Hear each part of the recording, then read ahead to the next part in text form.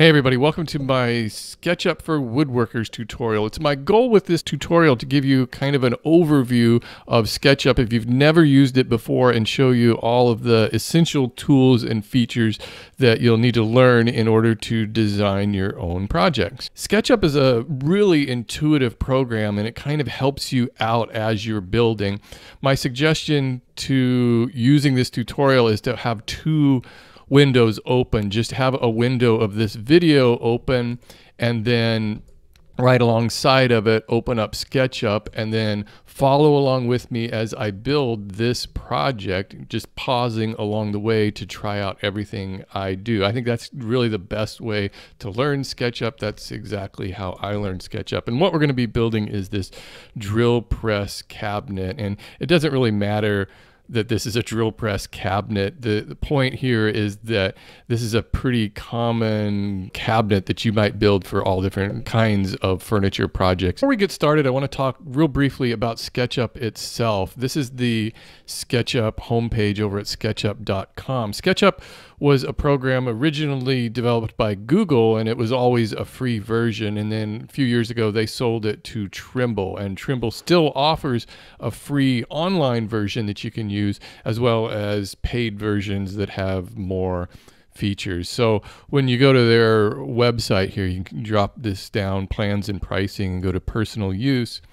And you'll see three different versions. The SketchUp Pro, you won't need at all. That is filled with features that are mostly for designing buildings and industrial products and things that you just won't need as a woodworker. SketchUp Shop will be the one you will most likely want to purchase. Right now it's $100 a year. And there's also the free version, which has all of the features of SketchUp Shop, except for a couple of key features that I think are pretty important. But what SketchUp doesn't tell you is that they actually have their older SketchUp Make. That's the version I use here, SketchUp Make 2017. I think this was their last desktop version, free desktop version, but you can actually still get it if you go to this web. I'll include this link down in the description, or you can just go to their help file and you'll see the downloading older versions. And right here is the SketchUp Make 2017, and that's the version I'm going to be using for this tutorial because I've been using it for a long time now and I'm real familiar with it. Again, it's identical to SketchUp free online version. Couple of minor little changes to it, but I want to briefly talk about the reasons why I'm still using this. And I don't know how long they're going to keep supporting this or not. So I suppose eventually I'll have to go over to that $100 a year version. But let me compare the two. I'll click over here to the free version. And if you are new to SketchUp, you can actually do like there's a 30-day free trial version that'll give you like the whole version. And then after 30 days, it'll scale it back so you'll lose some of the features and figure out what you're missing. When you open up SketchUp for the first time, you'll just hit the Start Modeling, and it always opens up like this with a figure here, and that's just to give you a sense of scale. And I usually just click on that person using this arrow right here. It kind of defaults that arrow. You just click on that, and then you can delete her out of there. But what I wanted to show you was this layout. So over here, you've got your toolbar of all of your tools that you'll be using, and as you click them, they expand out to kind of sub tools that are related to that tool. And that's identical to my toolbar I've got over here on SketchUp Make. Over on this side, I've got my palettes, and these have also different features of SketchUp. Some are more important than others. Some of them I really don't use at all, but one thing that I use all the time is this right here. This is the outliner, and this lets me select individual pieces of the project. Like this right here is the right side of this cabinet. So it makes it really easy to keep things organized.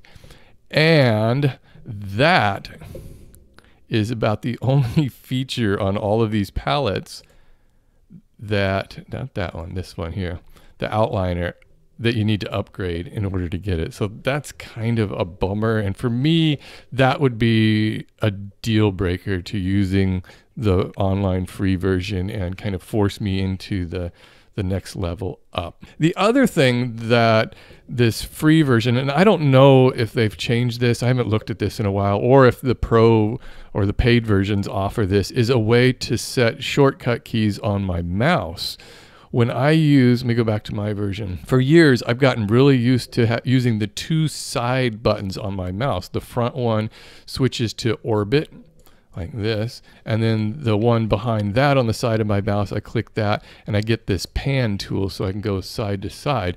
And I use the scroll wheel on my mouse for zooming in and out. So those three tools on my mouse are super useful to have and allow me to work really quickly. On the website version, you still have, of course, all those tools, but you just have to use the shortcut keys.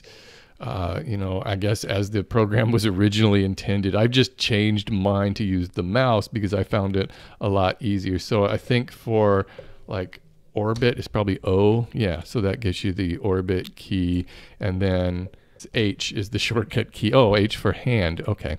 So it's not that big of a deal. It's just a big deal for me because I've gotten so used to using my mouse. Oh, and it looks like you can use the scroll wheel on your mouse for zooming on here. So that's good news. So for the rest of this tutorial, I'm going to be using SketchUp Make 2017. Just keep in mind that it's no different than the online version. Just might look a little bit different here and there, but everything I'm going to be showing you is going to be identical. Throughout this tutorial, I may come back to this completed version of the cabinet for reference, but I'm going to start building it from the ground up in a new document. And when you open up a new project, you'll have this kind of landscape view. And the first thing I like to do is get rid of that. So if you go over to this right palette, there's one called Styles. Oops, I just clicked it away. Styles, and it lets you choose different kind of views of how you're building, and there's actually one called Woodworking style, so I just use that, and it just gives you a plain gray background. What you're looking at here are the three axes, and with nothing in here built yet, it's kind of difficult to imagine how these work, but you can imagine that, of course, the blue is up and down, the red one goes right to left, and then the green axis runs front to back. So you're always thinking in 3 dimensions. I want to start by showing you the most common features that you're going to be using all the time, and I'll start that by just drawing a rectangle, or we're just going to make a basic board. So go up here onto your toolbox and select the rectangle tool. You just click on that, and then we'll go down here to this origin point. It'll snap to that. A lot of things in SketchUp snap to where you want it to be, and that's really helpful. So we'll go to that origin and you just click once on it, release the mouse button, and then you can pull out, you can see the rectangle. It'll actually show you hints here, like that little dotted line tells you that it's square. There's also this right here is the golden ratio, Fibonacci ratio, and those can be useful too. But right now, let's make this a 20 by 24 inch rectangle. So what I can do is just pull this out to any dimension. It doesn't really matter, say right there.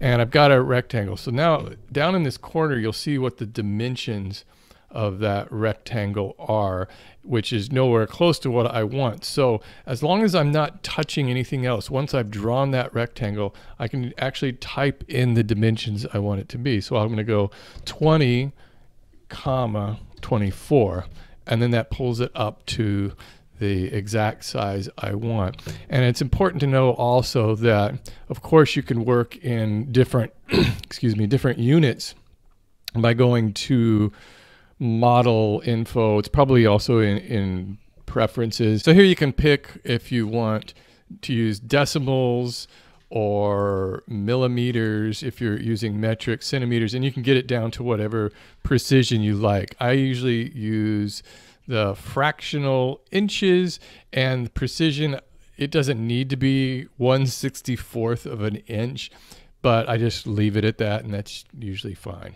Once you have a rectangle made, you can click on it, and you'll see how I'm zooming in here, and rotate. And it's got kind of all these little dots all over it. So that's just showing you that that's like a face that you've made. And this is also, you can click on the edges. There's one of the edges. It highlights in blue edge. So each of these is made up of 4 edges and then this plane. So if I triple click it, it selects all of that. And then I can hit the delete button and delete it away. So again, common rectangle. I'll select a rectangle. I'll just pull it out to whatever I want and then type in 24, 20.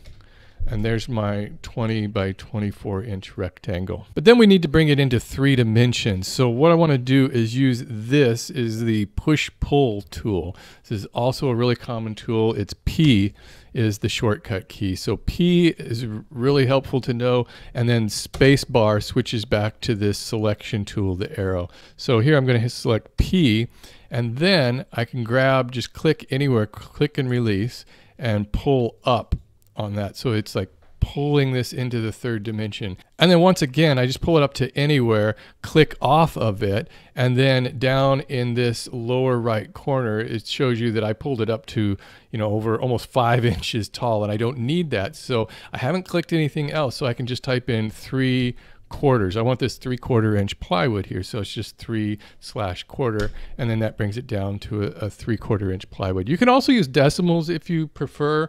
You can interchange them. So let me undo that. Let's say we're down here again. I'm going to go P for push pull. I'm going to pull this up, click, and then I'll just do 0.75. So that means it knows that it's 3/4 of an inch, also 0.75, and that brings it down to a board. Probably the most important concept to use in SketchUp are components. And this right now is just a series of faces. You've got, you know, the front and the sides and the edges, faces, but if I was to add another rectangle on here, let's say I want to put one here, and then P for push pull it up. Do that again.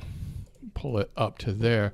Now, if you'll notice, this is all one thing. So I can't select this box on its own and pull it away from that. It's joined to that first board we made. So let's bring this back down, eliminate those lines.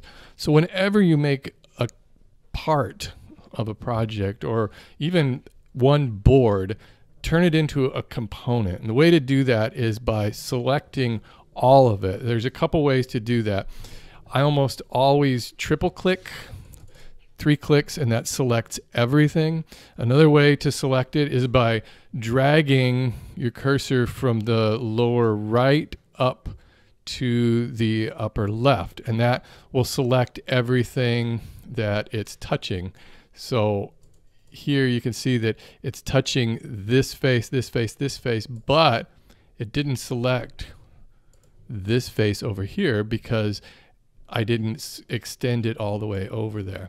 So let's say I just wanted to select this one piece here, this one edge, and I can grab it by just touching it with that cursor. That'll select it. But I can also do it by dragging from the lower left to the right. And what that does is it selects everything that the marquee is surrounding. So here, the only thing it surrounded was that. So it's selected. It didn't select this face or this face. But if I went from the left to the right, or from the right to the left like this, then it selects everything that it touched. And just keep that in mind because that's going to be really handy when it comes to selecting parts of your project. So for now, what I want to do is hit space bar. So I've got that selection tool handy, and I'm just going to triple click on this piece, and then I'm going to hit G, and that brings up create component. You can also find it up here in the menu somewhere. I'm not sure. I've used those shortcut keys for so long, but anyways, triple click G, create component, and you can give it a name if you want. You know, we can call this base, and then create. Now what you notice is you don't see all those little dotted lines on everything. So now whenever I touch this, it selects the entire object. It thinks that this is a single board, not just all of these faces. Now, for instance, if I drew, say I wanted to build a box on top of that one and did this, now you can see it's got a line all around. So this is a separate thing from this. So I could actually triple click this one, create a component, and now I have access to moving each of these things around independently. That's just, I can't stress how important it is to create a component of every board that you make. Let's take a moment to play around with these two boards. Start with your orbit tool by pressing O or using the mouse button in my case, and you'll be able to click and drag around, and it'll give you a view of all parts of this in 3 dimensions. And get used to using that in combination with the pan tool. That's the hand or the shortcut key H.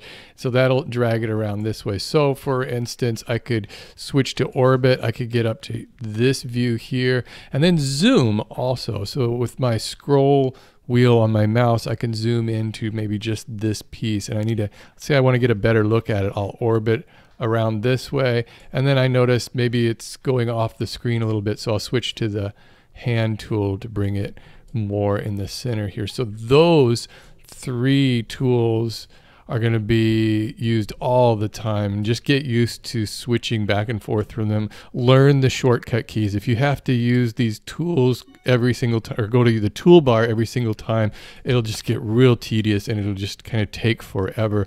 One of the things about using SketchUp is you're going to constantly be looking at the model from all different directions.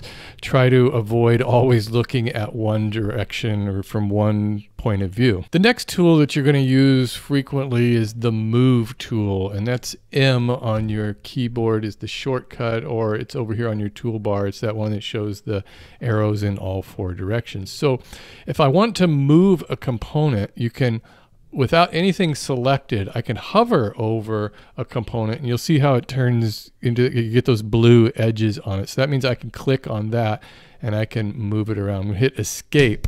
Anytime you start doing something and you're thinking, uh-oh, I shouldn't have done that, just hit escape before you click off of it.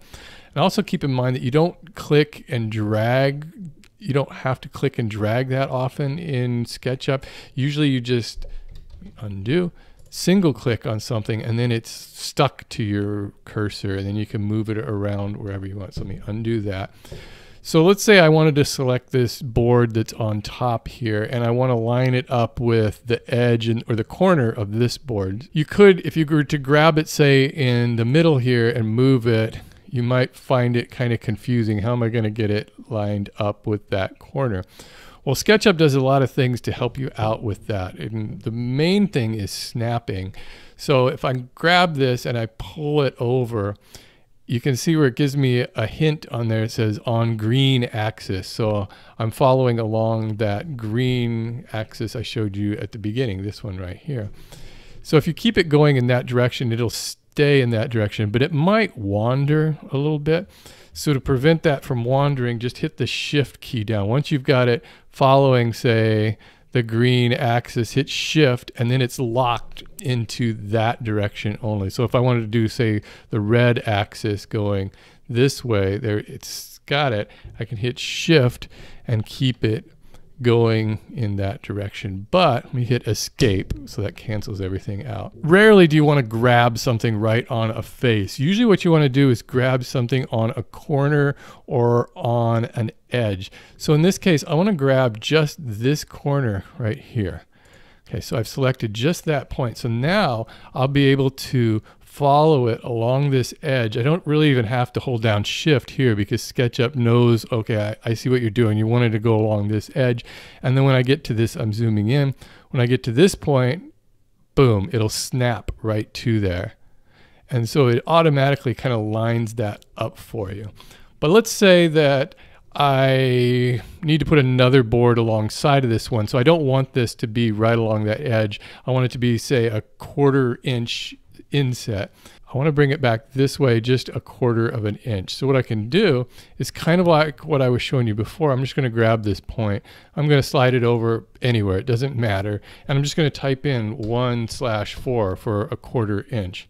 And there, it's moved it that 1/4 inch over. And keep in mind, when I type in measurements, I'm not coming down here and clicking on this box or anything. You just type them in. As long as it's your next action, you can type in any dimensions that you want. Other things that are important to know is that when you are hovering over an object here and sliding my move tool along the edge, you'll see that it'll snap right here at the midpoint. So you'll know where the center of that is, or say the center of this edge. If I come down here, boom, it snaps to midpoint. It gives you that little clue. So if I wanted to have that exactly in the center of this board, I could go down, grab the midpoint, slide it over, and then it'll find the center of that lower board too. Right there, boom. So now if I orbit around here, you'll see how that's right in the center. A couple other things that are useful is understanding the tape measure tool. That would be T, pulls that up. And if you want to measure something, you can grab a corner to corner, and without clicking, it'll tell you exactly how long it is. That one, I didn't make any specific size. So let's do this board. So I can click here, pull it over to here, and it tells me that's 24 inches. Or I can bring it back up to this side, and it tells me I've got 20 inches. But where the tape measure tool is really handy is setting guides. So if I want this top board to be, say, 10 inches long, and right now it's sitting at some, really weird measurement, 18 and 37, 64, something that's totally useless. But let's say I want to make that 10 inches long. So what I could do is find a center of this edge. You can't do it from the end point. So you've got to find just a spot somewhere along the center there. Click on that. And then when you do that, it creates this guide. So like anything else, I'll just bring it out to about here, and then I'll type in 10 inches, and there's my 10-inch mark. So now I can come back to to change this component, to adjust it, triple click it, so that opens it back up to all of its faces. Then I can go P for push pull, and you can see how I can either push pull this way, which I don't want to do, escape, or hey, let's grab this end one here, use the push pull tool. I'm going to start bringing this down, and it's going to stop when I get to that right there. It'll snap to that dotted line I made. Let's see if I can get a different angle. It might show you a little bit better. Okay, so here you can see that dotted line. So let's say I've got the push pull tool, push pull, bring this around, and bank. Even though my tool is way up here, I've still got that selected, so it's going to snap right to that dotted line. So now I'm going to hit space bar to select, click away from this. Now I can go back to my tape measure tool, measure this, and you'll see that I've got this down to exactly 10 inches. Okay, so let's continue on with this project. We got the base built here, and let's get rid of this. That was just a demonstration. So I'll click on it, just a single click, and then I can just hit delete and it's gone. And I don't want this guide here anymore, but you can select the guide with the selection tool. It might be, you have to just click on it exactly, and you'll see it turns blue, and you can delete it. Usually what I do is just select it from the lower right to the left, and then it's gone. Notice these guides are infinite, so it just goes on and on forever. And so that's why I can't select from the left to the right. If I try to draw a marquee around that, it won't turn it blue, because there's no way I can go all the way around it. It's infinite. So I always just go from the right to the left like that, and that selects it. Again, you can also just touch it and select it. So I'll just select that and just delete it. I like to try to keep my projects clean from those guides. They can get a little bit overwhelming really quick. Let's go back to my finished drawing here, and you can see that this is that base piece that we're working on, the 20 by 24. The actual top to the cabinet is going to be a little bit bigger. It's going to overhang. But let me pull this out and show you what it looks like. Again, I'm selecting M, and I'm going to just slide this out. I'm holding down Shift so it stays on that red axis. what this has is it's got a rabbet on two ends and then a dado running right through the center. Oh, and on this side, let me spin it around here and back up. And then it's got a thin rabbet on the back because this back panel of the cabinet is only 1/4 inch plywood. So everything in this project is going to be, well, most of it is going to be 3/4 inch plywood except for that back. To find that center, I'm going to use my tape measure tool. Again, T for tape measure, or use the toolbar over here. I'm going to grab this edge of this component somewhere in here, as long as it's not on one of those snapping points. Again, it can't be on the end point. So I'll click, release, and then drag this out. And then I'm going to keep my tool itself down here on the bottom until it finds that center. So there's the center, so I can just click again and establish that guide. But I want the dado to be in the middle. That's the middle of the dado. So what I want to do is draw another guide from that. Again, I'm going to click somewhere in here, and I'm just going to go over 3/8 of an inch. So it's half the thickness of a board. So I'll just type in 3/8 like that, and then I can do the same thing this way. 3/8, 3/8 of an inch. So that's the thickness of that dado, and I won't need this center guide anymore, so I can just hit spacebar to select. I'll tap on it, click on it, and delete that. So there's going to be my dado. Now, if I try to make a dado just by drawing a rectangle here, that won't work because remember, this is a component. So it thinks I'm building a new component on it. I don't want to do that. What I want to do is work on this board. So I want to basically cut this board. You can use your right mouse button and click on, and it'll bring up a menu for edit component. And then that opens it up, or just triple click it and that also opens it up like this. So now there's my two guides. I'll select the rectangle, and I'm going to start up here at this intersection. It'll snap right to that, and then I'm going to pull this rectangle down, click once, and pull the rectangle down to the end over here, and it'll snap to that edge like that. So now I've got a rectangle on this component, and I can use my push-pull tool, P, and I don't want to select this part, but I could, and I don't want to select this part, but I could. I want this middle one because I want to create that dado. So what I want to do is push this down half the thickness. I always make my dados half the thickness of the wood. So, you know, I could grab it, let's say grab it towards the edge over here, and I could find where that halfway point is by finding this edge way over here. That finds the midpoint, but it still works. And click on it, and there's the dado. Another way to do it would be to just push it down a little ways and type in 3/8 of an inch, which would be half of a 3/4 of an inch. Either way works out fine. And I'm going to hit the selection tool spacebar, and one thing you'll notice is I can't select these guides now. That's because those guides weren't created in this component. Let me click away. Now the component is separate, so these guides exist out here, and that's something that may get you confused if you make a guide while a component is open up. Let's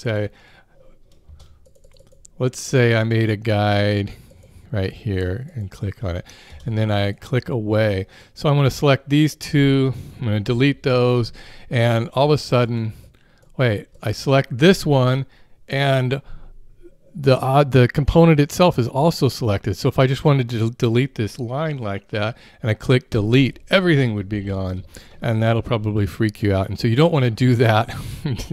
Just be aware that if you create a guide within a component, you'll need to open up that component or right click edit component, and then you can select that guide and just get rid of it. So if you're having trouble selecting something, it might be because it's part of a component. The next thing I want to do is make 3/4 inch rabbets on both sides or both edges. So, you know, there's a couple different ways to do this. Again, I'm going to open this up. I'm going to grab my rectangle tool, and probably in this case, the easiest way to do it would be to start over here, come down to the midpoint. So I've clicked once, released. It'll snap at that midpoint. I'm going to click again. Now I'm making this rectangle, and you can see it coming all along here. And then it's going to snap right at this edge, at this midpoint. Click again. So now I've got another face on there. So I can switch to my P tool, push pull, and grab just that. You can see how the faces are highlighted when you hover over them. So I'm just going to click and release there, push. I don't want my rabbet that big, but it doesn't matter because I can click anywhere, and then I'll just type in 3/4, and there's my 3/4 inch rabbet. Now I'm going to rotate and do the same thing on this side. And the other way you could do this is by going up here and drawing a rectangle this way. That way would require me to go 20, 3/4, like that. So that drew that rectangle on the top face. Then I could push pull halfway down by going 3/8 of an inch, like that. But the other way is probably easier. You just kind of have to, you know, each situation is going to be a little bit different. So I'm just selecting off of everything and orbiting, just taking a look at my model. It's looking pretty good. Okay, so we know this is the front here. So I need to come around to the back, and I need to make that 1/4 inch rabbet for the back panel. All I need to do is draw a line between this point and this point. So that's what I'll use, this line tool. It just looks like a pencil. So I can start at this point and just click release, and then click down here, and you can see that now I've got a new face there. So I'll use push pull tool P, and push this back just a 1/4 inch. I can go 0.25, and I'll need to do the same thing on this side. Line tool, connect these two, push pull P, and I don't have to type in a 1/4 inch if I want. I can push it down, but just while I'm pushing in that direction, grab that endpoint. You might have a little hard time figuring this one out at first, but if you're pushing it back, grab that. And so it knows it's going to be in line with that edge. You might have to move it around a little bit to get kind of a better view. Again, push pull. I'm going to snap it to that edge. Of course, you can type in 1/4 inch here again, but that's just a little bit easier that way. And then one thing if you want, you can clean up your drawing by these two little pieces right here aren't necessary anymore. Those are kind of artifacts, I guess, left over. If you want, you could select one. I'm going to hold down Shift and select both of them, and then just hit delete. It just makes it look a little nicer, but you know, it doesn't really matter, especially if it's just for your own use. So I like to clean those up though. It just makes me feel better. Delete.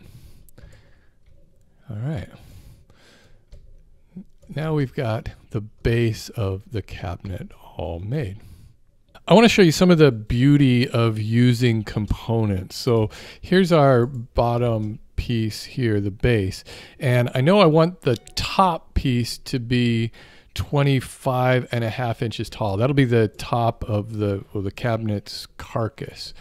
So what I want to do is first use the tape measure tool. I'm just going to go straight up here. And remember to always be following that guide. You'll see that blue line shows up when I'm on an axis. If I'm not on an axis, you won't see that. Or even though it kind of looks like it's going up here, you can see the green line is showing up. So I'm actually going along that green axis that way. So you want to make sure you're snapped to that blue axis. Once you have it locked in, you can hold down Shift just to make sure it doesn't go anywhere. So I'm going to come up here, I'm going to click off of it, and I'm going to type in 25.5. So that's 25.5 inches high. So there's where I want that top cabinet to make. So instead of making that kind of from scratch like I did the base, what I can do is just copy this base. So I'll use my move tool, M, grab this point down here, and I'll start sliding it up that blue axis. And you can see that it's moving, but to make a copy, just hit Control, just click on Control while you're moving it, and you're making a duplicate. So I'm going to hold down Shift so I'm staying on that axis and it can't go anywhere else. I'm going to slide it all the way up to here until it snaps onto that guide that I made. But you can see that the component is facing the opposite direction. So I need to flip it around. And there's a couple ways to do that. One way would be to use this rotate tool.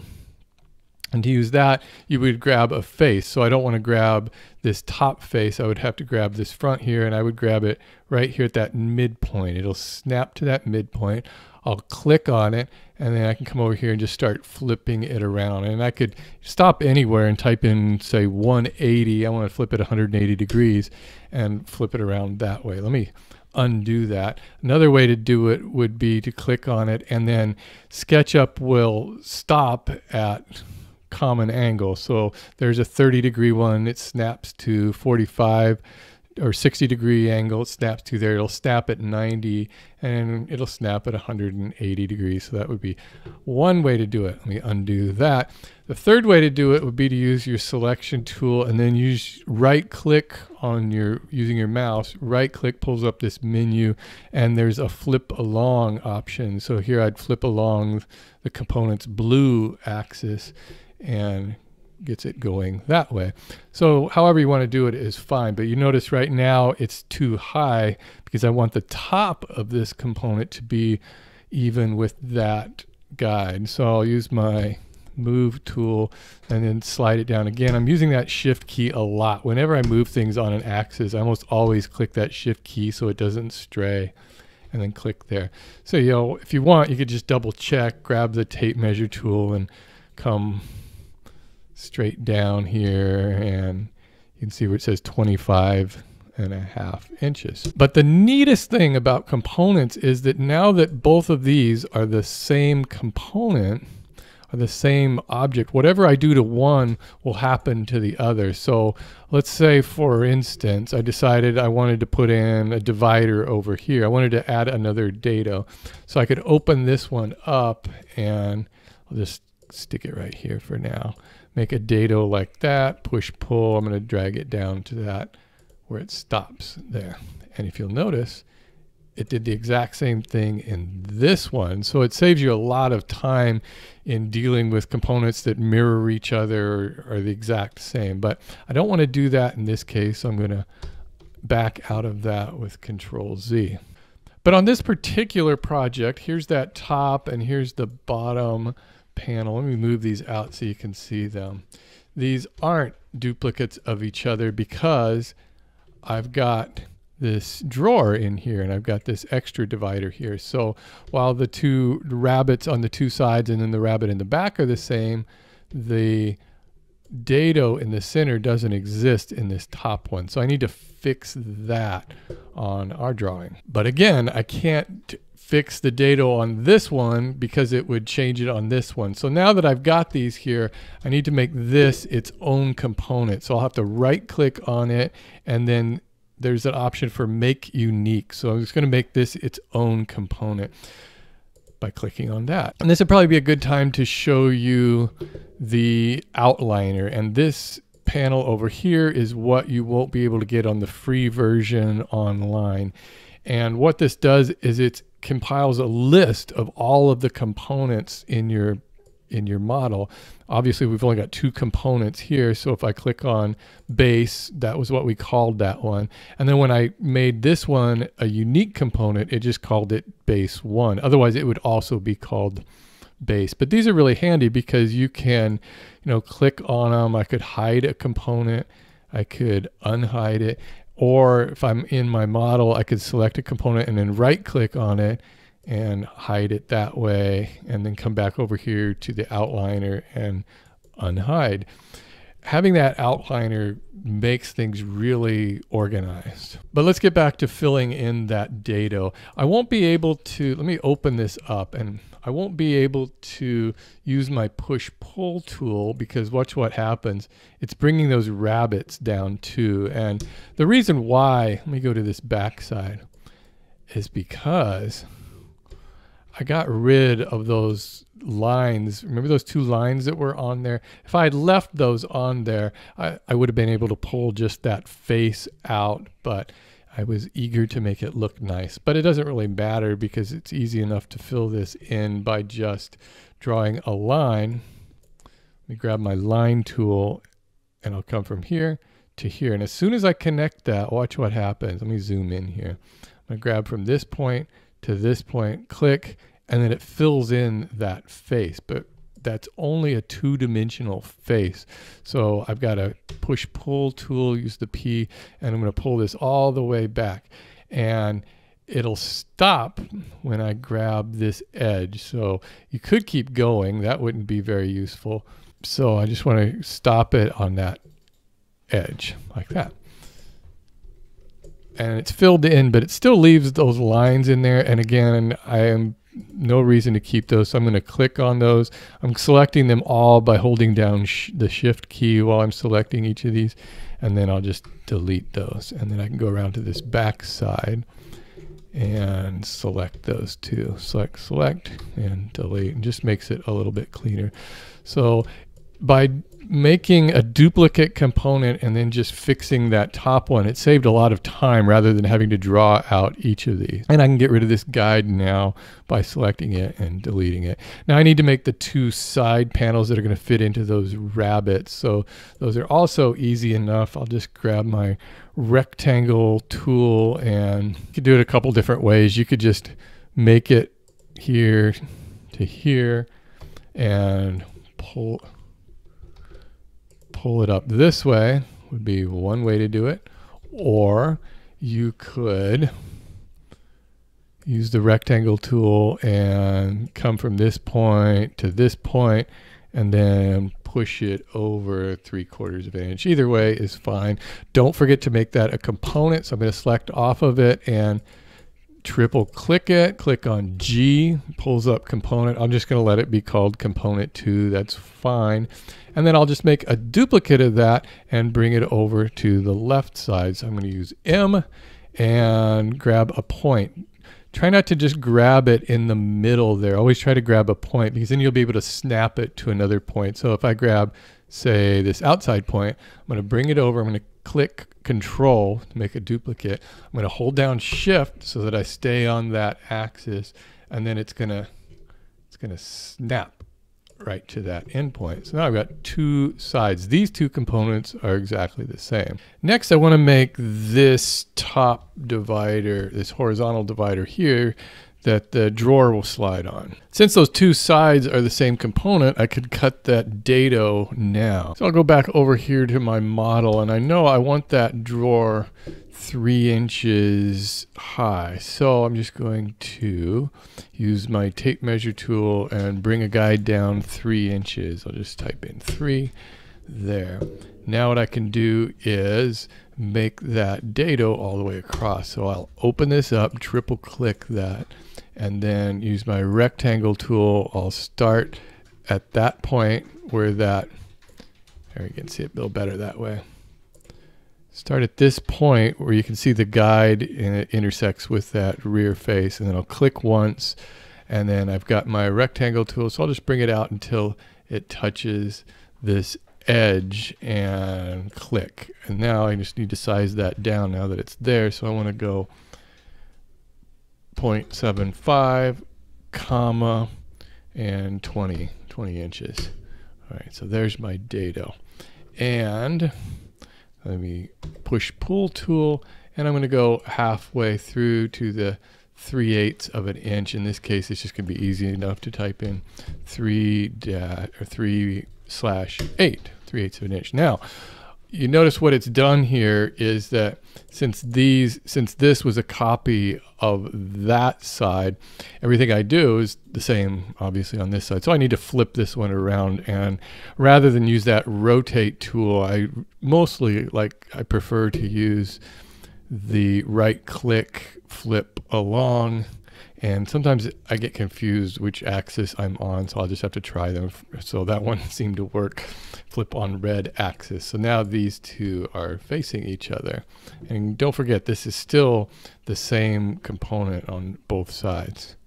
I'm going to get rid of that guide. Now I can make that divider, that shelf that goes in there. Again, that's easy enough. I can just draw a rectangle across this here, and there I've got that two-dimensional face, and then I'll use push-pull tool, P, and push this all the way back to that back edge. Again, don't forget, it'll snap on that. Always use those snaps. Click on it. Don't forget, triple click G, create component. So just get in the habit of making a component every time you draw something. Otherwise, you're just going to have a world of problems as one thing starts to build upon another thing, and then you can't separate it. Now I just need to make this dado in the underside of that shelf so that I can put this vertical divider that goes to that base. I think the way I want to do this is just take a measurement from this edge over to that dado. It's 10 7/8 of an inch. So I can just transfer that up here. I'll go over 10 space, and then you do 7/8. That would be 10 7/8. So when you have a fraction like that, just use the number, a space, and then the 7/8, and then enter. So there's where that edge will line up. Now all I can do is just draw a rectangle along that. So again, I need to open this up, and I'll grab my rectangle tool. I'll start down here, click up to here to that 20 inches, and come over to 3/4, 0.75, and push that up 3/8. Or just come to the halfway point like that and get rid of the guide. Now I can make that divider that goes in there. And again, this is kind of the same thing as before. Click here, make a rectangle, and push it back to that end right there. Triple click, G, create component. Okay, so there we've got kind of the basic carcass made. Now what I need to do is make these 4 shelves here. They're actually drawer runners, but instead of making just drawer runners on the sides, they go all the way back. Here's what they look like that. And then they set in these dados. So I need to create those dados on the right side panel and that center divider. For consistency, I decided that all these top 3 drawers on this side should also be 3 inches deep. So I can take my tape measure tool and create a guide starting from up here, and then just go down 3 inches. And one thing you might notice is that it snapped to 3 inches. SketchUp kind of knows what you're planning, and so I guess it probably knows that I'd made this a 3-inch dimension, and it's assuming that I'm going to want to repeat that over here. So whenever you can, kind of take advantage of those hints. That's really handy. So what I want to do is create the dado there. But I did notice one thing, is look back here. I forgot that this shelf can't be 20 inches deep because I've got that 1/4 inch rabbet in the back. So I need to push this one back a little bit. That's why it's always helpful to always be rotating your model and looking at it from all directions there. Now that back panel can fit in there. And I just realized one other thing is that I forgot to put the rabbets on these 2 side panels. So what I can do here is just open up this side panel, and then I'll grab that halfway point. I'll just draw a line straight through here all the way down. Okay, so now I can push that back 1/4 inch, and I'll just line it up with that one, 1/4 inch, and this one will line up with that shelf, also 1/4 inch, and you'll notice it did it for me automatically over on this side there. Okay, so now we're all okay in the back. So that means that these shelves in here are going to be 19 3/4 inches long because we don't want them the full 20 inches. So what I can do is, let me come back to the front here, is I want to make these first 3 dados 3 inches apart. So I'm going to take First I need to open this up. And then this is where hiding this will be handy. So let me just hide this side panel. I'm going to right click on it and hide. Okay, so now I can get to this a little bit easier and see what I'm working on here. I'll open this up, draw a rectangle here. This is going to be 19 3/4 by 3/4. So it's 0.75 by 19.75. Enter, and that's there. But rather than push this in yet, since I've got others to make, I can duplicate just this, just like we do anything else. I can copy it and move it down 3 inches. So if I double click that, it'll select just that face and the edges of that part. Now I can use my move tool and I'll move it down, but I'm going to click Control so that it makes a copy. I'm going to move it down.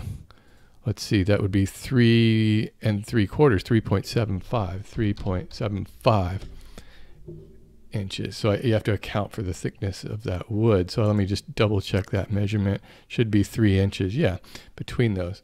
So now I can do the same thing one more time. Just M for move.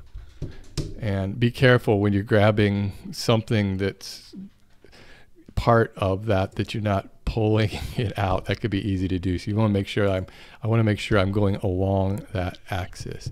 So I'm going to move this one down 3 inches. Also, Control and then 3. Okay, so there's those. Well, actually, I need to go 3 3/4. So let me fix that. I'll just go down another 3/4. 0.75. Okay. So there's the three dados for the top 3 drawers. Now I can push those in, but before I do that, I need to make them match on this right side panel. So let me come over here and unhide that. Okay, now it's unhid. Now what I need to do is line these up exactly the same way. So I could, if these were not part of this component, I could drag them and make a copy over here. But since these are separate components, that'd be a little bit more difficult to do. So I'm just going to repeat what I did here, I guess, and just come down 3 inches. It's pretty quick to do it this way. So I'll go make a guide coming down 3 inches. Oh, I just happened to think of something. Look, I've got both of these components and I don't want the dados on this side. So I got to remember, I want to make this one unique. So I'm right clicking on it, make unique. Okay, so now these two are no longer going to be the same. I can work on this. Come over here and make a rectangle. It's going to be 0.75, comma, 19 space 3/4. So that's one way of doing that. All right, so I'm going to copy and paste that just like I did before, or double click that, move tool M, and then I'm going to move this straight down 3.75, and I'll just do it again. Straight down 3.75. Yeah, just be careful when you're moving these things that you don't pull them out, or weird things can happen there. And if they start doing weird things, just escape to pull out of it. So now I can push all of these in with my push-pull tool. There's one, we'll go to the halfway point. Right there, 2. And you notice what I'm doing here. I'm just pushing it and I'm just grabbing that corner of the next one down so that it knows where the halfway point is. Okay, so I can come back to this one, open it up and do the same thing.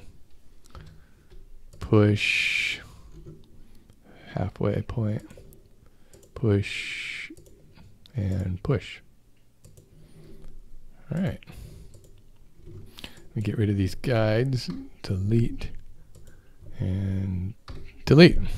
There's going to be 2 more drawers, which means I need to add 1 more shelf, and this one is going to be 4 and 1/8 inch down, and that's just because I split the difference between here and here, which ended up being a 9-inch measurement, and then accounting for the 3/4 inch board. So back over here, I'm going to go tape measure 4 space 1/8, 4 1/8, and I can do the same thing over here while I'm at it. 4 1/8. Okay. And sometimes it gets confusing. Depending on the angle you're looking at, you might see 2 of those guides and not know which one to use. But if you just angle it about right, you'll be fine. Open that up. Rectangle. And here, 0.75. And push. Push. Close that up and do the same over here.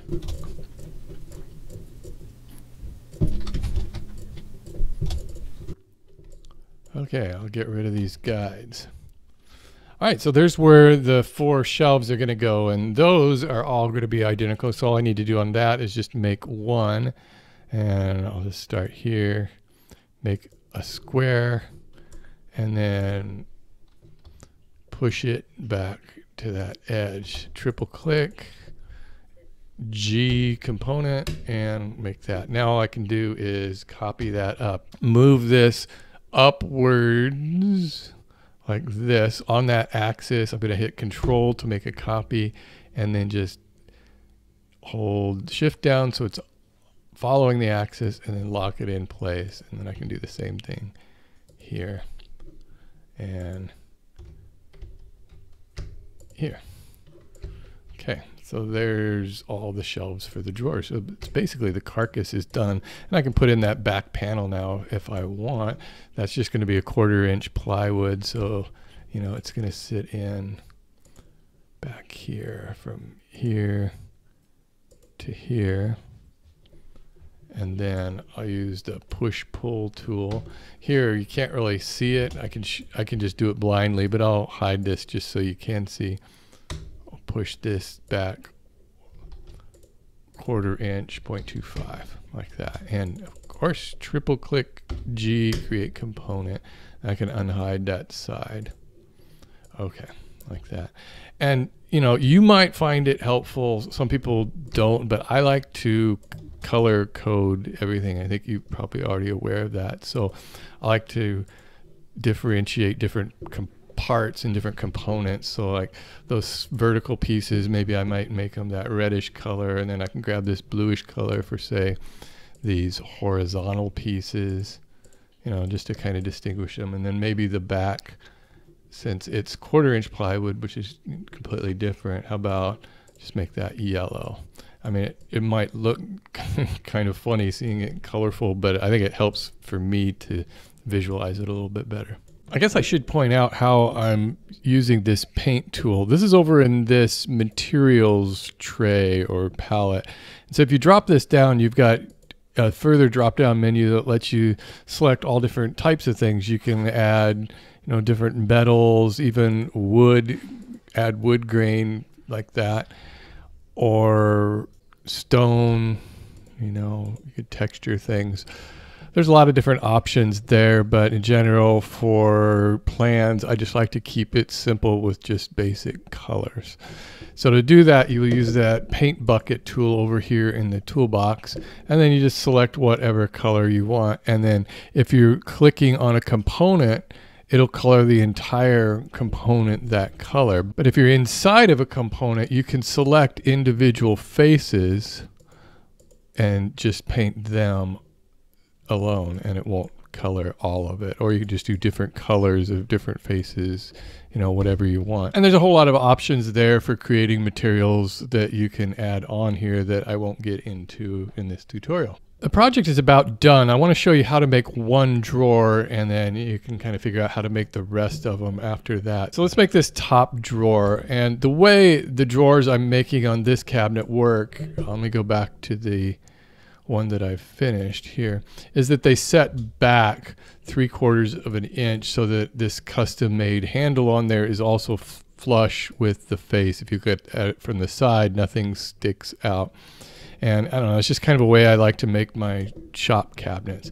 So what I need to do is figure out how deep I want this to be. And what I've done here, let me remove this back, is the drawers don't go all the way to the back. I have it stopped. I just have a block here that prevents them from sliding all the way back, because I think a full 20-inch drawer would just be too long and it would just be not very useful. So let me pull this out this way and I can take a measurement here. So the overall size of this is 15.5 inches deep. Whenever I make drawers, I always like to start with the face, because that's the part that's going to have the rabbet on it, and you can the rabbet's on both edges, and that you can cut that to its exact size. So what I'll do here is, first I'm just going to cover up this entire opening, and that, if I go down here to the bottom, I can see that's 22.5 inches by 3 inches, and I'm just going to pull this plywood piece out 3/4 of an inch, 0.75. Okay, so there's the face of the drawer, but the problem here is that you don't want drawers to fit that tight, or you wouldn't be able to push it in and out. So what I like to do is take it down from the top 1/16 of an inch. So I'm going to pull this down and 1/16 like that, and then I'll take it in 1/16 of an inch from each side. But while I'm working on this, it'll probably be easiest if one edge is lined up. So what I'm going to do is pull this side in 1/8 of an inch, 1/8, and then when it's centered in there, that'll be 1/16 of an inch gap on each side. So let me triple click this and create a component. Okay, so there's the drawer face, and this will probably be easiest to work on if I pull it out. So I'm going to pull this straight on out this way and work on it over here. All right, so the next thing I want to do is create some rabbets for the sides to fit into, and this is just like we did before. We'll just make a little square here, center, and I'm going to come up 3/4, so that's 3/8, comma 3/4. All right, and I'll push that all the way down. So there's that rabbet. Whoops. And I'll come over here and do the same thing. Okay, so there's the face, and making drawers is pretty easy in SketchUp because there's just two pieces you need to make. There's the front, and then the back. We'll just make a copy of this, and we're going to move it back 15.5 inches or whatever that was. I'm going to have to check it again, 15.5. Okay, now I need to flip this around. Flip along red. Nope, that's not it. Flip along green. That was it. Okay. I'm just going to draw a guide, 15.5, and move this in. And remember, I want to be following that guide, so I'm using that. I'm using the shift key to keep it running in that direction, and I'm just going to snap it to that guide. All right, so there's the front and the back, and then making the sides is just a piece of cake. I'll just make a rectangle here and pull it out to here, triple click it, group, and I'll copy it, move it over to this side, snap it in place. Okay, so now all I need to do is cut a rabbet on all of these pieces on the bottom. So open this one up, draw a line, push. I'm going to just make it 1/4 inch, 0.25, because I like to use 1/4 inch plywood on the bases for my drawers. And then same thing here. I'm going to do half that distance, the midpoint, and push. Get a different view here.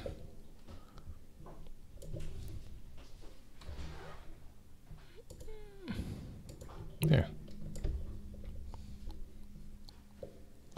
Okay, and you notice this one here is backwards because I didn't flip it yet. So flip along blue. No, that wasn't it. That flipped it the other wrong way. Okay, so let's do undo. Flip along green. No. Flip along red. There we go. I end up doing that a lot. All right. So now let's just put a base on this drawer.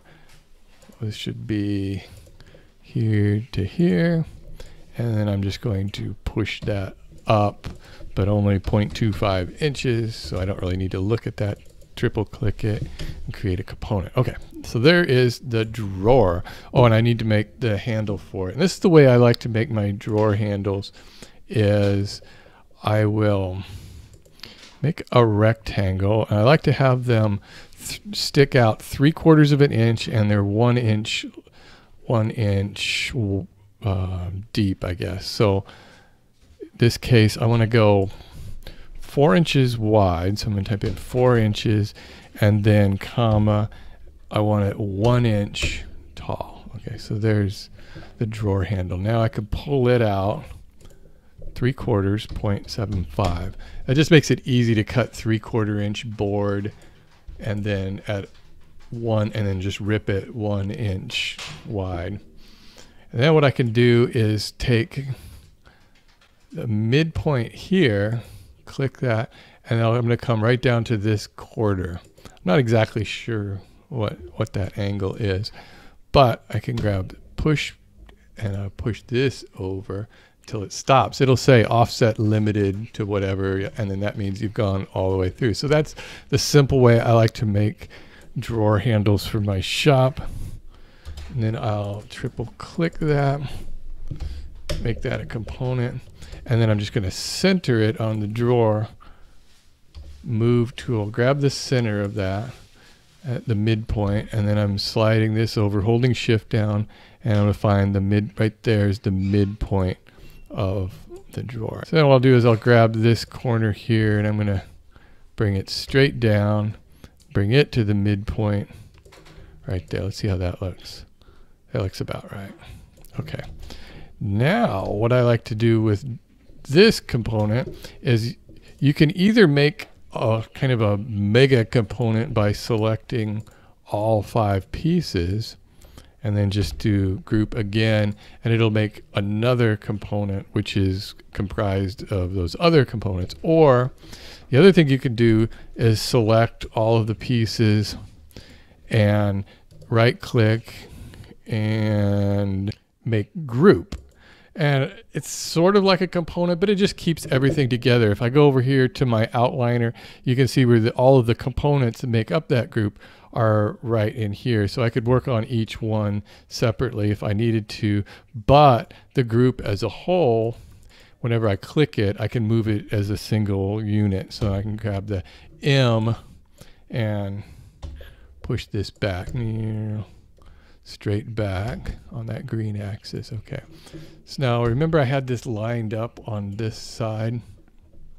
So I'm going to push this back till it stops there, but I want this to go back another 3/4 of an inch so this handle doesn't stick out. So I'm going to go straight back, and I can just constrain it to that point. That's 3/4 of an inch there. Then what I need to do is I want to center that 1/16 of an inch over M and move it over 1/16. Whoops, I didn't do that right. 1/16 of an inch. So now that's centered, and there's the top drawer. And since these are all grouped together, if I wanted to, I could color that drawer all at once. Everything in that drawer is going to be the same color. I don't usually do it that way, but you know, it's something you can think about. Before I put these last drawers in here, it just occurred to me that I actually made this 2 inches wider than I was intending to. The top, there's going to be a top that goes over the carcass top, is what's going to be 24 inches wide, and I made this 24 inches wide. So actually I need to shrink this down by 2 inches. So I thought this would be actually a good thing I could show you, is how to fix things that happen, because this kind of thing happens all the time. So obviously I don't have to change anything here. So all I'm going to do is hide this side panel, and I need to move each side, this side in 1 inch, and then I'll need to move this side in 1 inch also, just so that this will remain centered. So all I got to do is select this shelf and push it 1 inch, and then I can do these all at once because they're all components 1 inch.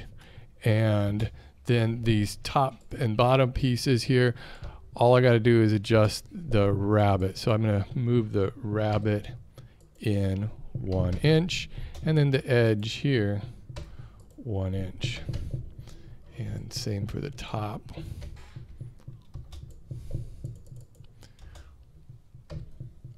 One inch and 1 inch. Come over here and the exact same thing on this side.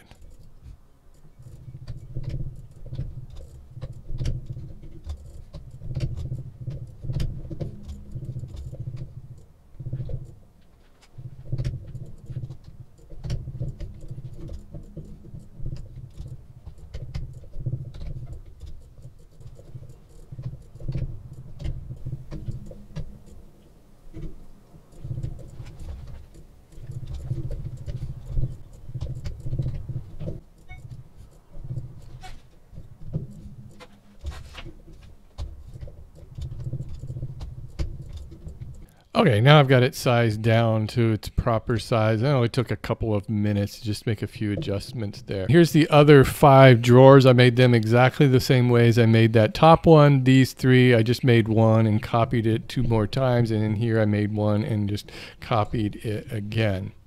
Now I can make that top for that. And this time, let's see if I can get this right. It's going to be 22 inches by 24 inches. So I'll just make it here. Same as that, come up 0.75. Okay, so there's the top. And I know that right here, I'm looking at 22 inches. I want that to be 24 inches, and this dimension is 20 inches. I want that 22. So here again, I can just pull 1 inch from each side, and then that way I won't have to try to center it on there. It'll just be kind of automatically centered. One.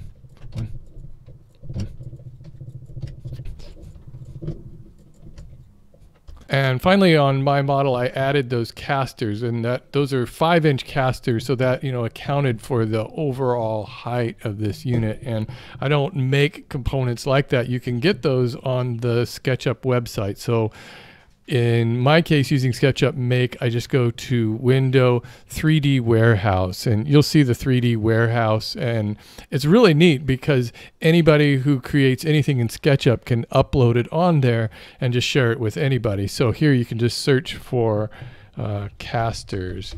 In fact, let me just try, see how I did this before. 5-inch casters, and yeah, so you can see there's people have made just different versions of it. So this is probably the one I grabbed when I first did it.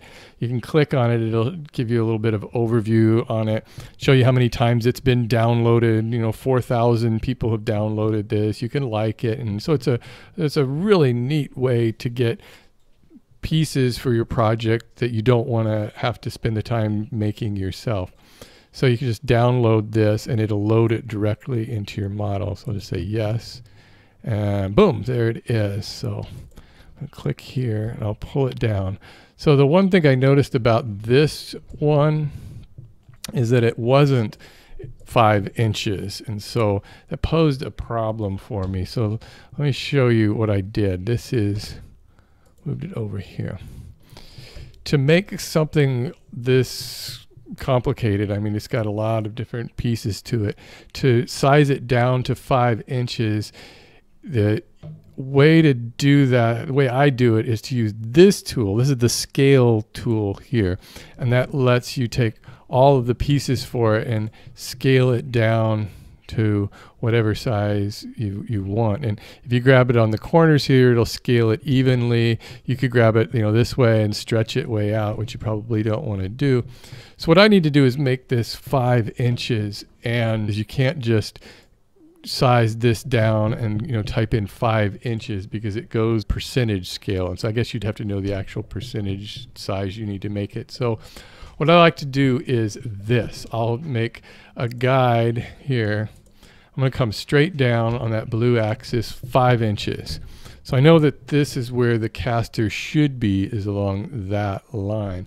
And then what I want to do is make kind of a floor, or basically a plane down here. Let's see, something like this. And I'm just going to push this down a little bit. Okay. So you can imagine that this is the floor here. I'm just going to stretch it out in a couple of different directions. So you can see that's sinking into the floor. So I'll grab that scale tool again, and I'm going to just start shrinking this down until it fits in there. And I want to make sure that this is up to the top. It's looking pretty good. I need to come down a little bit more.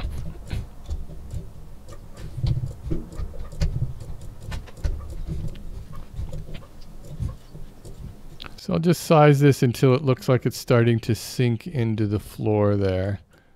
Right about like that. Okay, so that's good enough. And really, if you're just designing a project for yourself, you wouldn't really have to get that technical for it with that. You could just make a square cube here, a 5-inch cube, to represent the caster. But wait, I just happened to think of something else I wanted to do. I wanted to add some support strips underneath this cabinet to hold these screws for these casters. Let me move this out of the way. And let me hide the floor. So I'm just going to cut some 3-inch strips of plywood. I'll go 22 by 3 inches. Okay. And 0.75. Okay. So there's one plywood strip. Group that up. And I'm going to move it, copy it, and move it back here. And then I'll use this way, then I can just push this back 3 inches, and group that, copy that one over. Okay, so now the base has a lot more support to it. So one thing I like to do is, from a kind of a presentation standpoint, I'd rather have these breaks on the casters facing forward. So I need to rotate this out here. Let me grab the rotate tool, make it on that face, and then I'll just rotate this 90 degrees and go move, and move it back here and slide it back like that. Okay, now I can just copy those, move this over, Control to copy. So I've got those two. Now what I can do is grab this one and that one and copy them both at the same time by Control and then sliding this one over this way. And yeah, that should be pretty good. So the 3D warehouse is where I got the compressor and the drill press. There's a lot of different versions on there that people have made. So I like to put those on there just to kind of give me an idea of what it might look like. And also on this version, in addition to those cleats in the back, let me hide here. In addition to this cleat, and I'm going to have to put other cleats back here, I wanted to put this small little strip up here to prevent that compressor from moving forward. It has a tendency to want to vibrate and it might slide off there. So that'll keep it in place. And finally, there's a couple other tools I want to show you that SketchUp has that you'll probably find useful. The first one is this dimension tool that'll let you label your parts, or the dimensions of your parts. So if you grab like this board here, I can grab a point from here to here and then pull this over, and it automatically tells you what the dimension of that board is here to here. It only works from point to point, so you can't just grab, it won't let you grab a spot like in the middle of a board. And that's real handy so that you can have dimensions of all of your parts that you can take into your shop and follow. Another thing is if you want to create a two-dimensional version of this, that you can print out, you can file export, and then it allows you to export a 2D graphic. I usually save them as a PNG, a PNG file, and then from there I can bring them into another program to set up to make the entire set of plans. One thing SketchUp doesn't do very well at all is print. If you were trying to print this, it would come out really tiny on your sheet of paper. The way this works in SketchUp is SketchUp prints based on your window size. So you have to size this window down to, about an 8.5 by 11 dimensions like this. And then you could try to print that out. I'm not sure if that's any different on the free web version or not. But generally, I never print directly from SketchUp. I always create the 2D images, and then I bring those into InDesign is how I do it. And then from there, I can create a PDF of all of the pieces. A couple other tools you might find useful are the camera positions. Here, you can look at it from the top. It gives you a straight down view, or here's like the front on view. And then you can also change the perspective. I almost always work in perspective view. And then some people like to use this parallel projection view, and I think it just it makes everything really weird looking, but I think it comes from an architectural design kind of way of thinking. I'm not exactly sure what it does here. I think what happens is each opposite side is supposed to be parallel or something, but I think it just looks weird and contorted, so I never use that view. I'm not really sure what it's for. There's also the follow me tool here, which people use when you're going to be making, say, a round over edge along the corner or some sort of like an OG profile. You would use that follow me tool, and I never use it because I don't really feel like my plans need that level of detail. When I decide to make those profiles